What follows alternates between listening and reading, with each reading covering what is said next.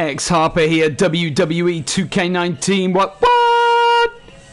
Today we're looking at Bret Hart's moveset showcase. Okay, so we're going to get it straight into this. Here's a preview. If you're watching, please just pause it right now.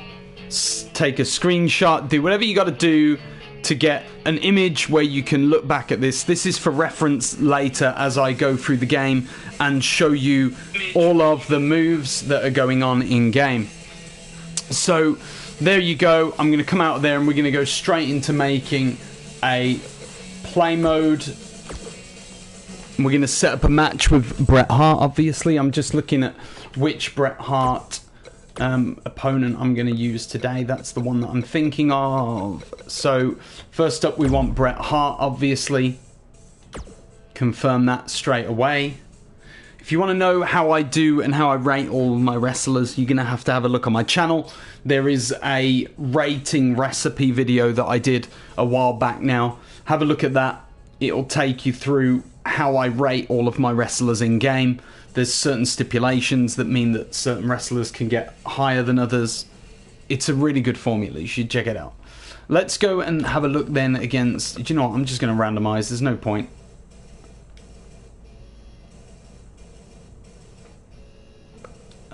Let's pick... I've got to wait for that A to Z to disappear to do the random. Okay. Okay, he's fighting Rusev. Whatever. And let's pick an old school arena that I've made. Again, all this stuff is downloadable. Whatever you see in these videos, you can download. So let's do Great American Bash. That's been quite a good download for me so far in Community Creations. We're going to go ahead and start this match. Now, I guess the difference, just to start explaining to you, the difference between Bret Hart and Rusev for me, the difference between Bret Hart's in-game moveset and the one that I've created is really all to do with the main sort of strong grapple moves that he does. I know that there's like two sets of grapple moves. There's medium and then there's strong, or whatever, however they call it in the game. And I've basically just watched loads of videos on YouTube, sorted out all of the moves and just sort of looked at the ones, firstly the ones that I like the most. They tend to be the ones that get in the game first, but I always match that against, are these moves that Bret did on a regular basis? Is it something that he did as a one-off match? And if it is a one-off match, I tend to avoid it. I tend to try and stick with the moveset that was most common to Bret Hart, so that you guys have got the moveset that he did the most, basically. And here we go, obviously Great American Bash arena looking nice and great. Now, I didn't change any of the punches, so what I'm just going to do here is go through all of the moves that I've got in game. Nice little brain buster there. I don't know all of the names of the moves, so I apologise for that right now. All I know, nice net breaker here. These are obviously the weaker tie-ups, so this is me just pressing X and going in, tying up, gut buster there, and then I just try and get as many moves as I can. You know, I want Bret to feel like Bret, and obviously Bret was a technician. He would often go for, a lot of people think that he would just go for moves. There you go, snap suplex. Now that was without the grapple, by the way, if you didn't notice. So this is just the weak tie-up without the grapple. Swinging net breaker. And like I said, Bret didn't necessarily... I'm going to just do that move. Bret didn't do all leg moves. I think a lot of people think that technical wrestlers therefore simply do leg moves exclusively, or, you know, like someone like Chris Benoit, they just pick on the head and maybe the back of their opponent. That's not the case. And as you can see with Bret Hart, a lot of his moves are technical. He knows what he's doing, and it's still, this moveset still gives you an opportunity to injure specific limbs of the opponent without necessarily going for the sharpshooter. So there's just a nice vertical suplex. Now these are all the stronger grapples that Bret Hart has on my game. I'd say he's starting to feel the Rusev. pressure a bit. The amount of punishment he's absorbed in this Coming match back a little bit with one move there. A lesser man would have given up and walked away by now. And I'm really trying to go for the moveset, not necessarily a specific era. I'm not trying to get a Bret moveset that's from like 1992. What I'm trying to do here was to create a moveset that was sort of across the ages, if you like. Just the best of the best Bret Hart moves.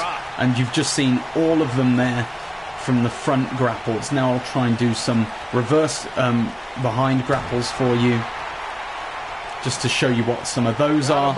And like I said, I think that the difference in this game, when you do a moveset, it's all about getting the authenticity of the wrestler that you're fighting with, because when you're telling a story in match, especially when I'm in universe mode personally, I want to make sure that whenever I use Bret Hart, I can sell him as a character at any point in the match using moves that Bret Hart would have actually used in real life. And what that does, it helps me set up certain spots. For example, if you've seen my WrestleMania 13 arena that I created, I've done a video where I recreate the match. Bret Hart does a move in the corner, which I actually can't remember exactly how to do it, otherwise I would show you. But let's see what I can do here. There is a way of doing it, I just don't know how. Oh, here we go.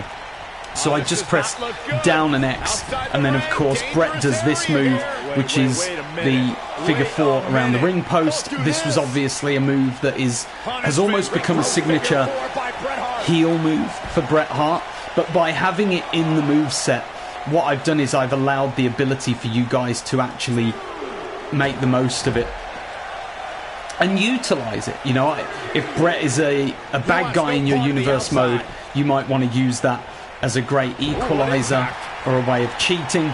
But if you can equally use it when he's a good guy, when he's a face, because you can just use it as the explanation against someone like Bam Bam Bigelow, a wrestler who's bigger than he is physically. So signature maneuver, sidewalk slam.